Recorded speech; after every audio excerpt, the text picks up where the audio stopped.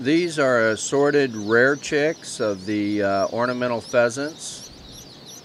There could be a yellow golden pheasant, there could be the red golden pheasant, the dark-throated golden pheasant, the splash golden pheasant, a cinnamon golden pheasant, and Lady Amherst pheasants. All of these color types are very beautiful birds.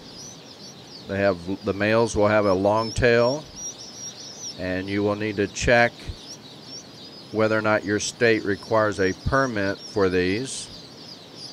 Most states do not.